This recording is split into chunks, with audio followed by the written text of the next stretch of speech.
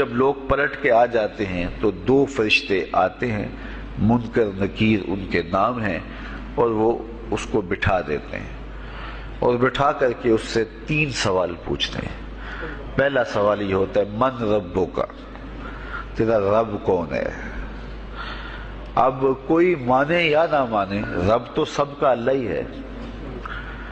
اگر کوئی انکار بھی کرے تو اس کے باوجود اس کا رب کون ہے؟ اس کا رب اللہ ہے۔ تو دنیا کے اوپر کوئی اقرار کرے یا انکار کرے، لیکن نفس الامر میں، حقیقت میں اس کا رب اللہ ہی ہے۔ یہ تو حقیقت ہے، یہ تو طے شدہ ہے۔ لیکن جو عقیدہ دنیا پہ رہا ہوگا وہی عقیدہ اس کے لہجے میں آئے گا۔ اگر اس نے عملاً، رویتاً، قولاً، فعلاً اپنے اللہ کو اپنا رب مانا، رب کہتے ہیں کسی چیز کی تربیت اس کی استعداد ذاتیہ کے مطابق کرنے والا رب کہلاتا ہے۔ تو اللہ تعالیٰ جل شانہ ہم سب کا خالق بھی ہے، مالک بھی ہے، رازق بھی ہے، اور ہماری ضروریات کا وہ کفیل بھی ہے۔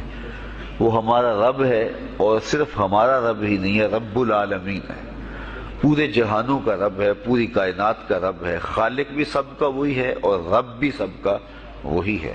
جو اسے مانتا ہے اسے بھی رزق دیتا ہے، جو نہیں مانتا تو اس کے لیے بھی رزق کے دروازے بند نہیں کرتا۔ حضرت ابراہیم علیہ السلام کی عادت یہ تھی کہ جب تک کوئی مہمان نہیں آ جاتا تھا اتنی دیر تک کھانا نہیں کھاتے تھے۔ بھوک لگتی تو کوئی مہمان ڈھونڈتے تاکہ اس کے ساتھ بیٹھ کے کھانا کھاؤں۔ کھانا جتنا بھی مرغن اور جتنا بھی جو ہے وہ پرتکلف کیوں نہ ہو، اگر مہمان کے ساتھ کھایا جائے گا تو اس کا قیامت کے دن کوئی حساب نہیں ہوگا۔ تو مہمان کے ساتھ وہ کھانا کھایا کرتے تھے۔ مہمان اللہ کی رحمت ہوتا ہے۔ اچھا، وہ ایک دن مہمان ڈھونڈنے نکلے تو ایک بوڑھا شخص ملا تو اسے اپنے ساتھ گھر میں لے آئے، بٹھایا دسترخوان پہ۔ جب کھانے کا وقت آیا تو کہا کہ اللہ کے نام سے شروع کرو۔ اس نے کہا میں تو اللہ کا نام نہیں لوں گا، میں تو بتوں کا پجاری ہوں، بتوں کو پوجنے والا ہوں۔ حضرت ابراہیم علیہ السلام نے کہا کہ تیرے ساتھ میرا تعلق کوئی کاروباری، کوئی ذاتی، کوئی اور تو ہے نہیں، میں رب کے لیے ہی تو تجھے کھلا رہا ہوں، اور اگر تو رب کا نام ہی نہیں لے گا تو پھر میرا تیرا رشتہ کیا باقی بچتا ہے؟ اس نے کہا میں چند لقموں کے لیے اپنے بتوں سے بے وفائی نہیں کر سکتا۔ وہ غالب نے کہا تھا نا کہ وفاداری بشرط استواری اصل ایمان ہے، مرے بت خانے میں تو کعبے میں گاڑو برہمن کو۔ اس نے اپنے انداز میں ایک بات کی تھی کہ وفاداری بڑی چیز ہوتی ہے، تو اس نے بتوں سے وفاداری کا بھرم رکھا۔ اس نے کہا کہ میں چند لقموں کے لیے جو ہے وہ تیرے رب کا نام لوں اور اپنے معبودان کا نام چھوڑ دوں، یہ نہیں ہو سکتا۔ آج تو لوگ چائے کی پیالی پہ دین بیچ رہے ہیں، کیا آج ممبر و محراب فروخت نہیں ہو رہے؟ لیکن اس بوڑھے شخص نے کہا کہ میں چند لقموں کے لیے، چند ٹکڑوں کے لیے میں اپنے بتوں سے بے وفائی نہیں کر سکتا۔ حضرت ابراہیم نے کہا تو اگر بتوں کے ساتھ اتنی محبت رکھتا ہے تو پھر میں بھی رب کے نام کے علاوہ تجھے دینے پہ آمادہ نہیں ہوں۔ وہ دسترخوان سے اٹھ کے چلا گیا۔ وہ چلا گیا تو جبریل امین حاضر خدمت ہوئے، رب کا سلام دیا، اے ابراہیم۔ رب سلام دیتا ہے اور فرماتا ہے تو نے آج میرا ایک بندہ ناراض کر دیا۔ یا اللہ، وہ تیرا بندہ تھا، اس کو تو تیرا نام لینا بھی گوارا نہیں تھا۔ کہا ابراہیم اس کی عمر کتنی ہوگی؟ یا اللہ 80 سال کے قریب ہوگی۔ کہا اتنا عرصہ ہو گیا میں اس کو رزق دے رہا ہوں، تو ایک دن نہیں کھلا سکا۔ اب ابراہیم علیہ السلام اس کو ڈھونڈنے نکلے ہیں۔ وہ کسی پہاڑ پہ چڑھ رہا تھا، دور سے آواز دیو میاں آ جاؤ، کھانا ٹھنڈا ہو رہا ہے۔ اس نے کہا تم تو بڑے سخت تھے، لہجے میں، رویے میں تبدیلی کیسے آ گئی؟ کہا کہ اسی رب کا پیغام آیا ہے کہ مجھے اتنا عرصہ ہوا اسے کھلاتے ہوئے، وہ مجھے نہیں بھی مانتا تھا، پھر بھی میں اس کی ضروریات کو پورا کرتا رہا ہوں، اور تم ایک دن نہیں دے سکے، تو آؤ کھانا ٹھنڈا ہو رہا ہے۔ کہا تیرے رب کا نام نہیں لوں گا، کہا نہ لینا۔ کہا اتنی تبدیلی؟ کہا اسی رب کا سندیس آیا ہے، اسی رب کا پیغام آیا ہے۔ کہا پھر کھانا بعد میں کھاؤں گا، پہلے اپنے رب کا مجھے غلام بنا لے۔ تو کوئی مانے اس کو بھی دیتا ہے، کوئی نہ مانے اس کو بھی دیتا ہے، بلکہ دنیا کے اوپر کافروں کو زیادہ دیتا ہے۔ ایک روایت میں آتا ہے کہ اگر اہل ایمان کی دلجوئی کا لحاظ نہ ہو تو کافروں کے گھروں کی سیڑھیاں سونے اور چاندی کی ہوں، لیکن یہ کہیں گے ہمیں تو مار ہی دیا ہے۔ اور اقبال نے کہا تھا نا کہ کافر کو دیے حور و قصور اور مومن کے لیے فقط وعدہ حور۔ تو اس لیے ان کی دلجوئی ہے، ورنہ کافروں کو اتنا دور، چونکہ ان کا حصہ آخرت میں نہیں ہے، ان کا حصہ صرف دنیا ہے۔ دنیا پہ عیش کریں، دنیا پہ عیش و عشرت کی زندگی گزارے، دنیا ہی دنیا، آخرت میں ان کا کوئی حصہ نہیں۔ اور مومن کا آخرت میں حصہ ہے، اور دنیا کے اوپر جو تکلیفیں آتی ہیں ان تکلیفوں کا بدلہ اس کو قیامت کے دن دیا جائے گا۔ بلکہ صحیح حدیث میں آتا ہے کہ جب اہل بلا کو ان پر آنے والی مصیبتوں کا صلہ دیا جائے گا تو لوگ آرزو کریں گے کاش ہمارے بدن کو لوہے کی کینچیوں سے کاٹ دیا ہوتا، اور دنیا کے اوپر ہمیں بھی تکلیفیں، اذیتیں، آلام و مصائب آئے ہوتے۔ تو مومن جب اللہ کی طرف سے آنے والی کسی تکلیف کو خندہ پیشانی کے ساتھ قبول کرتا ہے اور اس پہ راضی رہتا ہے اور صبر کا دامن ہاتھ سے نہیں چھوڑتا، واویلا نہیں بچاتا، جزا فضا نہیں کرتا، تو اللہ تعالیٰ نے اس کے لیے اجر رکھا ہے۔ بلکہ رسول کریم نے ارشاد فرمایا مومن کے پاؤں میں جو کانٹا چبھے تو اللہ اس کا بھی مومن کو قیامت کے دن اجر عطا فرمائے گا۔ تو مومن کی زندگی جو ہے وہ بڑی خوبصورت زندگی ہے۔ تو دنیا کے اوپر جو اسے مانتا ہے اللہ اسے بھی عطا کرتا ہے، جو اس کا انکار کرتا ہے اللہ اسے بھی عطا کرتا ہے، اس لیے کہ اس کی شان ہے کہ وہ رب ہے اور وہ سب کا لحاظ کرتا ہے اور سب کی ضروریات کو پورا کرتا ہے۔ پھر ہر شخص کی ضروریات الگ الگ ہیں، میری ضرورت الگ ہے، آپ کی کوئی اور ضرورت ہوگی، اور سب کی ضرورت کا اس نے لحاظ رکھا ہوا ہے۔ پھر بہائم کی، چوپایوں کی، حشرات الارض کی، پرندوں کی مختلف ضروریات ہیں۔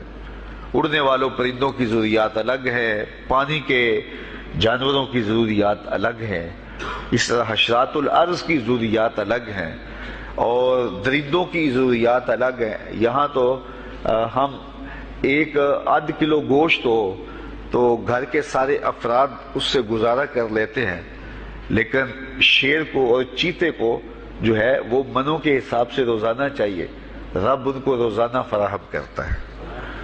یہ پنساری کے پاس جائیں، اگر آپ کو ڈاکٹر یا حکیم لکھ دے کہ یہ آپ کو خالص سچے موتی چاہیے، اس کی کوئی چیز آپ کو بنا کے دیں گے تو آپ ہزاروں لاکھوں روپے خرچ کرتے ہیں، پھر بھی بعض کا اعتماد نہیں ہوتا کہ یہ بالکل 1 نمبر ہے یا 2 نمبر۔ تو رتی ماشی اور تولوں کے اندر آپ ان کو خریدتے ہیں اور وہ بھی آپ کو گمان ہوتا ہے کہ پتہ نہیں خالص ہیں یا ناخالص، لیکن دنیا کے اوپر لاکھوں کروڑوں پرندے پائے جاتے ہیں، جانور پائے جاتے ہیں، ہنس، اور وہ کھاتا ہی سچے موتی ہے۔ صبح کو بھی، شام کو بھی، دوپہر کو بھی اللہ سب کو پیٹ بھر کے کھانے کے لیے عطا فرماتا ہے۔ تو جس کی جو ضرورت ہے وہ رب ہے، اس ضرورت کو پورا کرتا ہے۔ تو ہم اگر اللہ تعالیٰ کو رب مان لیں حقیقی معنوں کے اندر تو ہماری زندگی کی پریشانیاں، ہماری زندگی کے دکھ مٹ جاتے ہیں۔ مصیبتیں اس وقت آتی ہیں اور اس وقت پریشانی لگی رہتی ہے، دھڑکا لگا رہتا ہے کہ جب انسان جو ہے وہ سمجھتا ہے کہ میں ہی جو ہے وہ کچھ کرنے والا ہوں۔ وَمَا مِن دَابَّةٍ فِي الْأَرْضِ إِلَّا عَلَى اللَّهِ رِزْقُهَا، زمین پر چلنے والی، ریگنے والی کوئی چیز نہیں جس کا رزق اللہ کے ذمہ کرم پہ نہ ہو۔ تو جب انسان اس عقیدے کو اپنی روح میں، اپنے باطن میں اتار لیتا ہے تو پھر اس کی زندگی سوکھی ہو جاتی ہے کہ وہ میرا خالق بھی ہے اور وہ میرا رب بھی ہے۔ اور یہ یقین انسان کی زندگی کے اندر اعتماد، روشنیاں اور توکل بھر دیتا ہے۔ بلکہ ایک حدیث میں آیا کہ جس طرح توکل کرنے کا حق ہے اگر وہ تم ادا کرو تو اللہ تمہیں ایسے رزق عطا فرمائے جس طرح پرندوں کو عطا فرماتا ہے۔ وہ جب صبح نکلتے ہیں تو ان کے پیٹ خالی ہوتے ہیں اور انہیں پتہ نہیں ہوتا کہ کہاں سے رزق مل رہا ہے، اور جب وہ شام کو آتے ہیں تو ان کا پیٹ بھرا ہوا ہوتا ہے۔ بند توکل، پنچھی اڑ دے خرچ نہ پلے زیرا ہو، سلطان باہو فرماتے ہیں کہ انہیں کوئی نہیں پتا ہوتا کہ فلاں جگہ پہ جانا ہے، لیکن کبھی ایسا نہیں ہوا کہ وہ بھوک سے مر گئے ہوں اور انہیں کچھ ملا نہ ہو، تو وہ خالی پیٹ کبھی نہیں آتے. وہ اللہ تعالیٰ ان کو رزق نصیب فرماتا ہے، وہ سب کا رب ہے. تو اگر ہم اپنے رویے سے، اپنے عمل سے، اپنے عقیدے سے واقعی اللہ کو رب مانتے ہیں، تو پھر قبر میں جب سوال ہوگا من ربو کا، تیرا رب کون ہے، تو پھر کبھی بھی جواب دیتے جھجک محسوس نہیں ہوگی. بندہ عرض کرے گا رب اللہ، میرا رب اللہ ہے. وہ انبیاء کے علم پہ گفتگو کر رہا ہے. شرم نہیں آتی کس کا علم تول رہے ہو، کس کی ذات کو ناپ رہے ہو. ڈٹھے ورق قرآن دے پھول سارے، تیری شان جیا نہیں کوئی ہو ڈٹھا. تیری شان دا کرے مقابلہ جیڑا ان عاشقاں اصلی چور ڈٹھا. کوئی نور آکھے کوئی بشر آکھے، پیندا رات دینے ایہو شور ڈٹھا. اللہ والیاں گل مکا دیتی تساں ہور ڈٹھا اساں ہور ڈٹھا. تم نے پتہ نہیں کس کو دیکھا ہے جو سکی بیٹی کو بھی نہیں بخشوا سکتا. گلا پھاڑ پھاڑ کے کہا جاتا ہے نبی سکی بیٹی کو نہیں بخشوا سکتا. اور میاں تم بخشوانے کی بات کرتے ہو، نبی تو کہہ رہا ہے فاطمہ تو جنتی عورتوں کی سردار. وہ تو جنتیں بانٹ رہے ہیں، وہ تو جنتیں وراثت میں دے رہے ہیں. تو ادب پہلا کرینہ ہے محبت کے کرینوں میں. اس لیے کہا کہ ادب جیسی میراث کوئی نہیں. ولا ظہیرہ کل مشاورہ، اور مشورے جیسا مددگار کوئی نہیں. آپ کے پاس بڑے اسلحے ہیں، بڑی تلواریں ہیں، بڑے تعلقات ہیں لوگوں کے ساتھ، لیکن اچھا مشورہ یہ سب سے اچھا مددگار ہے آپ کا. حضرت مولا کائنات کا ایک اور قول سنیے، نفس المرء خطاہ الی اجلہ. آپ فرماتے ہیں کہ آدمی کی یہ جو سانسیں نکل رہی ہیں یہ موت کی طرف اٹھتے ہوئے قدم ہے. دوسری سانس تب آتی ہے جب پہلی ختم ہو جاتی. تو پہلی سانس کی موت، دوسری سانس کی زندگی. وہ کیا کسی نے کہا زندگی نام ہے مر مر کے جیے جانے کا.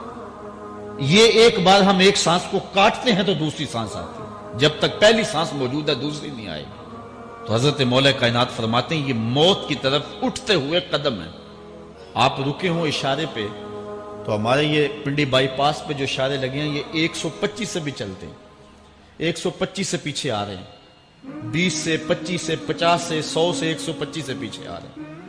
حضرت مولا کائنات فرماتے ہیں جو چیز شمار کی جاتی ہو وہ بالآخر ختم ہو جاتی ہے. تو گنتی جب الٹی چلتی ہے تو بہت جلد کام زیرو پہ آ جاتا ہے، اور زیرو پہ پہنچنا ہی موت ہے.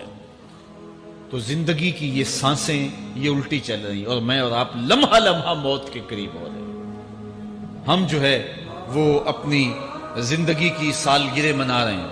ہم کہتے ہیں کہ ہم اتنے بڑے ہو گئے. میاں بڑے نہیں ہوئے، چھوٹے ہو گئے. موت بالکل قریب آ گئی. اللہ اکبر. حضرت مولا کائنات معیشت کے اصول بھی بیان کر رہے ہیں. ما اعلی من اقتصد، جو میانہ روی سے چلتا ہے کبھی بھی کنگال نہیں ہوتا. اب ہر شخص کی آرزو ہے کہ میری دولت بڑھ جائے، میرے پاس پیسے کافی ہوں، میں آسودہ زندگی گزاروں. اس کا طریقہ کیا ہے؟ جھوٹی قسمیں، چالاکی، 2 نمبر مال بیچنا، ٹیکس چوری کرنا، بجلی چوری کرنا، گیس چوری کرنا. کیا طریقہ ہے پیسے بچانے کا؟ مولا کائنات سے پوچھیں، مولا علی سے پوچھیں. مولا علی فرماتے ہیں استنزل الرزق بالصدقہ، صدقہ دیتے جاؤ رزق بڑھتا چلا جائے گا.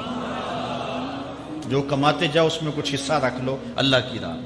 صدقہ دیتے جاؤ گے تمہارا رزق بڑھتا چلا جائے گا.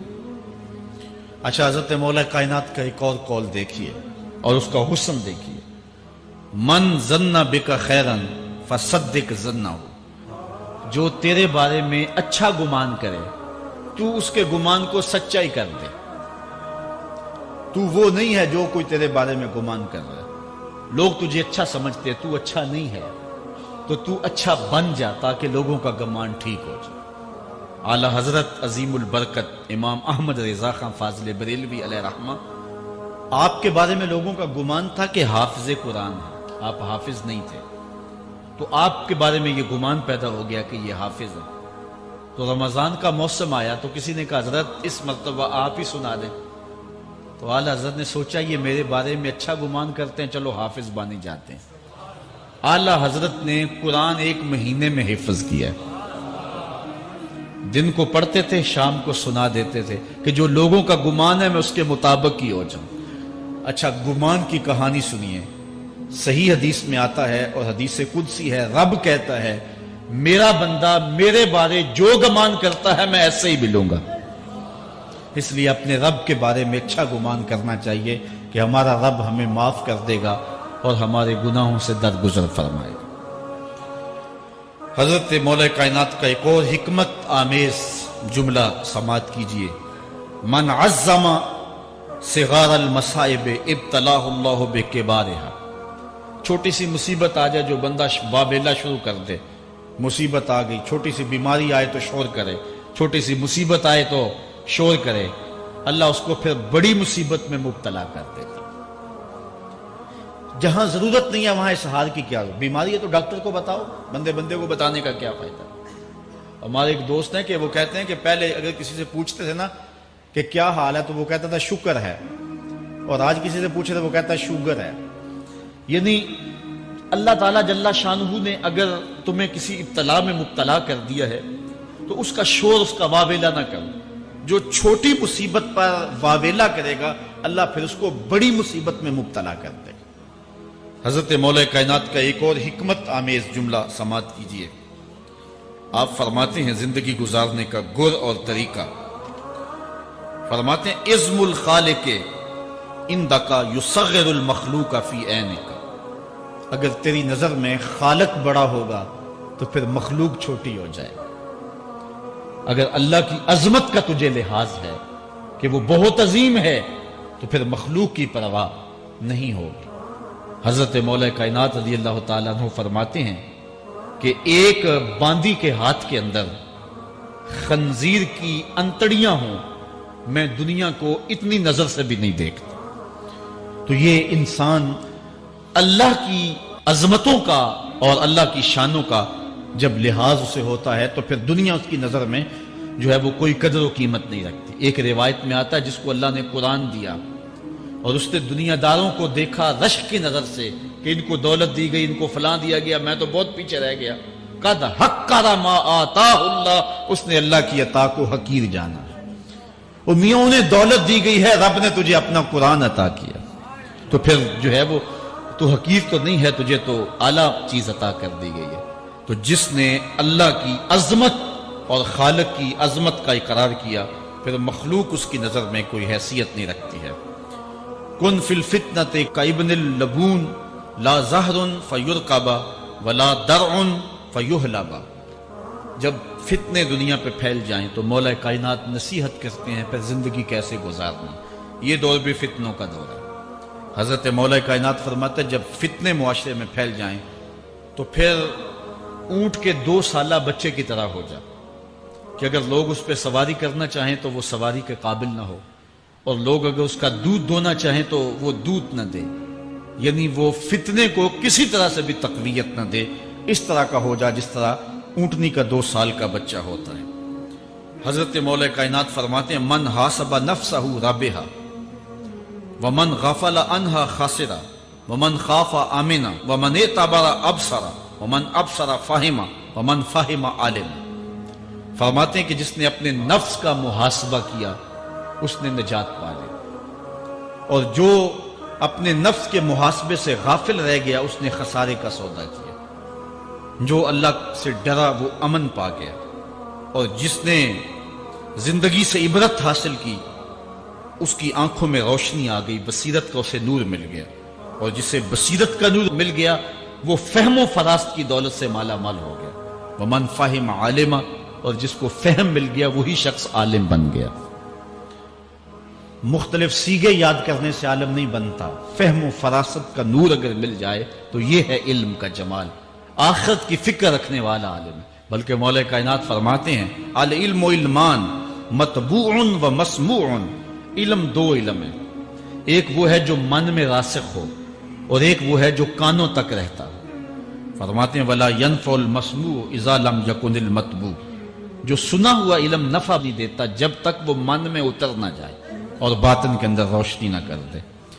حضرت مولا کائنات کی ایک اور نصیحت ذرا غور سے سنیے، فرمایا تمہارے سامنے نیکوکار اور بدکار برابر نہ ہو، کہ نیک بھی جو ہے وہ اسی انداز میں ہو اور برا بھی، اس کا سلوک بھی تمہارا ایک جیسا ہی ہو۔ ایسا کرنے سے نیکوں کی ہمت پست ہو جائے گی اور خطاکار اور بھی شوخ ہو جائیں گے۔ ہر آدمی کو وہ مقام دینا چاہیے جس کا وہ اپنے عمل کے اعتبار سے مستحق ہے۔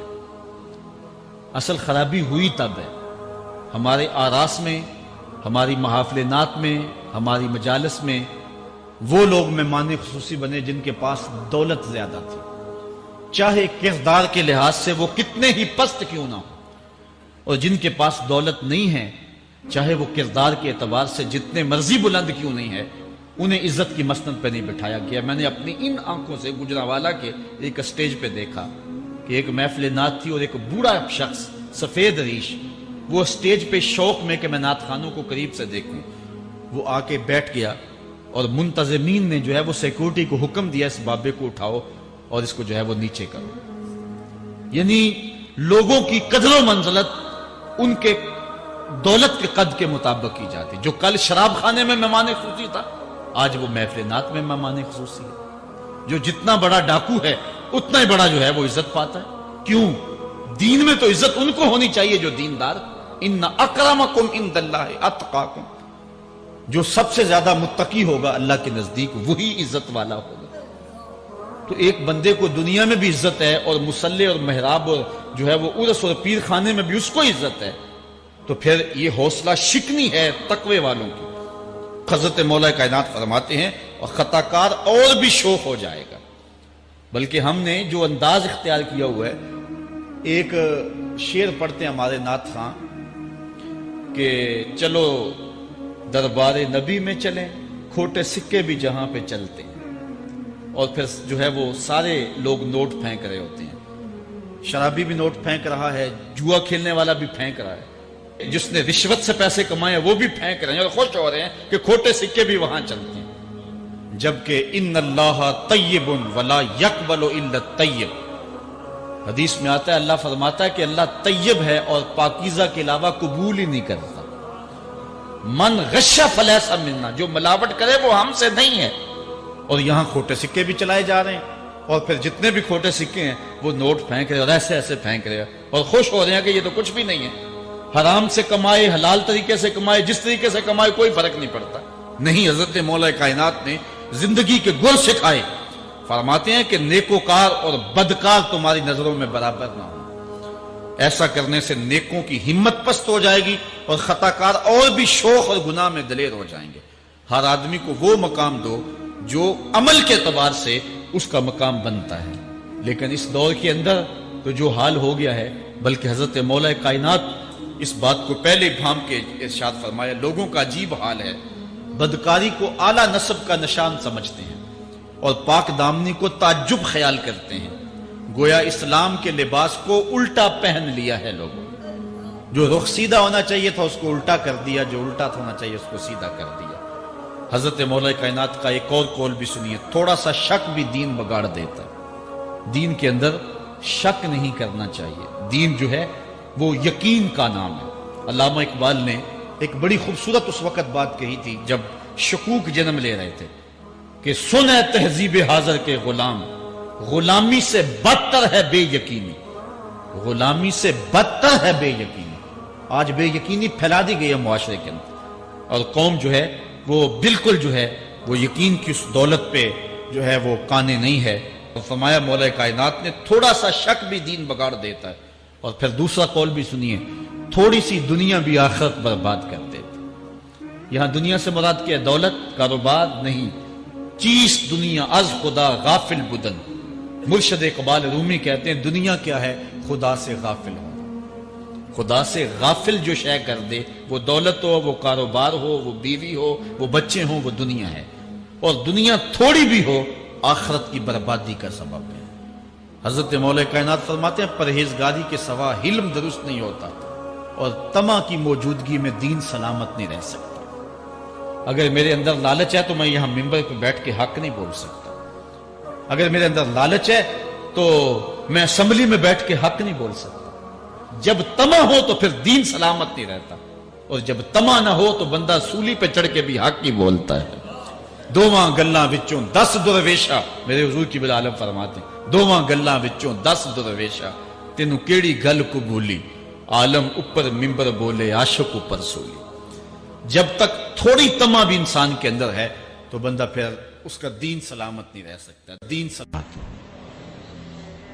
مولا کائنات سیدنا علی المرتضی رضی اللہ تعالی عنہ حضور کے سکے چچا جناب ابو طالب کے فرزند ارجمند ہیں. عمر میں حضور سے 30 سال چھوٹے ہیں. اللہ تعالیٰ نے حضور علیہ السلام کو جب اعلان نبوت کا ارشاد کیا تو جن خوش نصیب لوگوں نے سب سے پہلے اسلام قبول کیا ان میں نمایاں نام حضرت مولا کائنات سیدنا علی المرتضی کا ہے. اس وقت ان کی عمر صرف 10 سال تھی. بچوں میں سب سے پہلے اسلام قبول کرنے کا شرف انہیں نصیب ہوا. آقا کریم علیہ السلام کے چچا زاد بھائی تھے، لیکن ایک موقع پہ حضور نے ان کو ارشاد کیا انت اخی فی الدنیا والآخرہ، اے علی تو میرا دنیا میں بھی بھائی ہے اور آخرت میں بھی بھائی ہے. حضرت مولا کائنات کو حضور علیہ السلام نے مختلف جنگوں میں شرکت کا اعزاز بخشا. غزوہ تبوک کے موقع پہ آقا کریم نے ان کو مدینہ المنورہ میں پیچھے بطور امیر چھوڑا تو انہوں نے عرض کی حضور آپ اپنے بھائی کو بچوں اور عورتوں میں چھوڑ کے جا رہے ہیں. تو حضور نے ارشاد فرمایا کہ تیری مثال ایسے ہے جس طرح حضرت موسیٰ علیہ السلام کے ساتھ حضرت ہارون علیہ السلام کی مثال. حضرت مولا کائنات کو حضور نے یمن کا حاکم اور امیر بنا کر بھی بھیجا تھا اور ان کے ساتھ رشتے کی گہرائی یہاں تک ہی نہ رہی بلکہ حضور نے اپنی لاڈلی صاحبزادی حضرت سیدہ فاطمہ الزہرا رضی اللہ تعالی عنہا کا نکاح بھی حضرت علی المرتضی سے ہی کیا. ہجرت کی رات اپنے بستر پہ انہیں لٹایا. آقا کریم علیہ السلام نے ان کے لیے بہت سارے اعزازات قائم کیے اور ان کے فضل و شرف میں بہت ساری احادیث ہیں جو کتب احادیث میں موجود ہیں. حضرت زیر بن حبیش رضی اللہ تعالی عنہ روایت کرتے ہیں کہ میں نے مولا کائنات سیدنا علی المرتضی سے سنا. وہ فرماتے ہیں کہ رسول کریم نے میرے بارے میں ارشاد کیا کہ اللہ یحبنی الا مومن ولا یبغضنی الا منافق، کہ علی تیرے ساتھ مومن کے علاوہ کوئی محبت نہیں کرتا اور منافق کے علاوہ تیرے ساتھ کوئی بغض نہیں رکھتا. حضرت علی المرتضی فرماتے ہیں کہ اگر میں کسی مومن کی ناک پر تلوار بھی ماروں تو وہ میرے ساتھ بغض نہیں رکھ سکتا، اس لیے کہ میرے رسول نے فرمایا. اور اگر میں کسی منافق کے سامنے دنیا کے سارے خزانے ڈھیر کر دوں وہ میرے سے پھر بھی محبت نہیں کر سکتا. حضرت مولا کائنات رضی اللہ تعالی عنہ اللہ اور اس کے رسول کے محبوب تھے. غزوہ خیبر کے موقع پہ حضور نے ارشاد فرمایا، حضرت سہل بن سعد سے روایت مروی ہے، لَأُعْطِيَنَّ هَذِهِ الرَّايَةَ غَدًا رَجُلًا يَفْتَحُ اللَّهُ عَلَى يَدَيْهِ يُحِبُّ اللَّهَ وَرَسُولَهُ وَيُحِبُّهُ اللَّهُ وَرَسُولُهُ. فرمایا کہ یہ کل میں اس شخص کے ہاتھ میں پرچم دوں گا کہ جو اللہ اس کے رسول سے پیار کرتا ہے اور اللہ اس کا رسول اس سے پیار کرتے ہیں، اور اللہ اس کے ہاتھوں سے فتح عطا کرے گا. کہتے ہیں اگلے دن ہر شخص کے سینے میں دل مچل رہا تھا کہ حضور ہمارا انتخاب کریں اور جھنڈا ہمیں عطا کر دیں. لیکن فرماتے ہیں کہ حضور نے ارشاد فرمایا، این علی ابن ابی طالب، علی بن ابی طالب کہاں ہے؟ تو ہم نے عرض کی کہ حضور ان کی آنکھوں میں آشوب ہے. فرمایا انہیں بلاؤ. بلایا گیا تو حضور نے اپنا لعاب دہن مولا علی کی آنکھوں میں لگا دیا. بیماری دور ہو گئی اور پھر حضور نے ان کے ہاتھ میں جھنڈا دیا اور اللہ نے اسی دن ان کے ہاتھوں میں فتح عطا فرما دی. حضرت زید بن ارقم رضی اللہ تعالی عنہ سے روایت مروی ہے. اس کو تھوڑے سے الفاظ کے فرق کے ساتھ حضرت برا بن عازب نے بھی روایت کیا. ترمذی میں یہ حدیث ہے اور یہ کسی ایک صحابی سے مروی نہیں ہے اس حدیث کی شہادت 30 صحابہ نے دی ہے۔ بعض علماء نے لکھا ہے کہ یہ حد تواتر تک پہنچتی ہے، اور یہ صحیح ترین حدیث ہے۔ 30 صحابہ نے یہ حدیث حضور علیہ السلام سے سنی اور اس کی گواہی دی۔ حضرت زید بن ارقم رضی اللہ تعالیٰ عنہ روایت کرتے ہیں کہ حضور نے ارشاد فرمایا، من کنت مولا ہو فعلی مولا، جس کا میں مولا ہوں اس کا علی مولا ہے۔ حضرت عمران بن حسین روایت کرتے ہیں کہ حضور نے مولا کائنات سیدنا علی المرتضیٰ کے بارے میں ارشاد کیا، ان علی منی وانا منہ وہو ولی کل مومن، علی مجھ سے ہے اور میں علی سے ہوں، اور وہ ہر مومن کا ولی ہے۔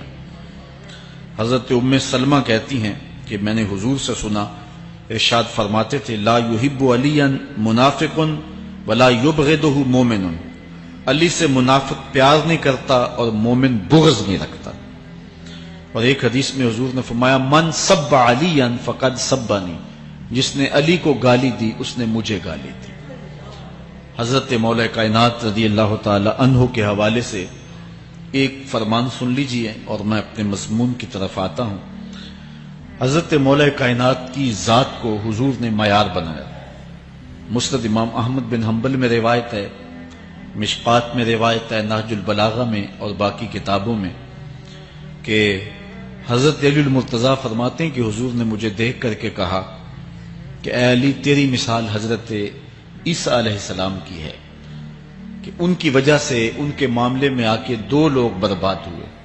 ایک وہ لوگ جنہوں نے اتنی محبت کی کہ ان کو ابن اللہ، اللہ کا بیٹا کہہ دیا، وہ بھی برباد ہو گئے، اور دوسرا گروہ وہ کہ جنہوں نے ان کے ساتھ بغض رکھا اور ان کی ماں پہ تہمت لگائی، وہ بھی برباد ہو گئے۔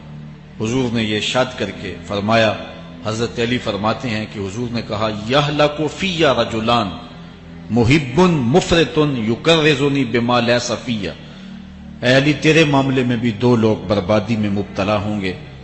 ایک وہ لوگ جو اتنا پیار کریں گے کہ وہ کہیں گے جو تو نہیں ہوگا، اور دوسرے ومبغض یحملہ شنآنی علی ان یبہتنی، اور دوسرے وہ جو تیرے ساتھ بغض رکھیں گے اور بربادی کے راستے پہ چلیں گے۔ تو دونوں گروہ جو ہیں وہ بربادی کی راہوں کے مسافر ہو گئے۔ ایک نے محبت کی اور اس قدر محبت کی کہ وہ کہا جو حضرت علی نہیں تھے۔ حضرت مولا کائنات کے زمانے میں کچھ لوگ آپ کی دہلیز پہ آئے اور کہا، یا علی انت ربنا انت خالقنا انت الہنا، اے علی تم ہمارے رب ہو، تم ہمارے خالق ہو، تم ہمارے معبود ہو۔ تو حضرت علی المرتضیٰ نے فرمایا کہ استغفر اللہ، اللہ تعالیٰ جل شانہ ہی خالق ہے اور وہی مالک ہے اور وہی معبود برحق ہے۔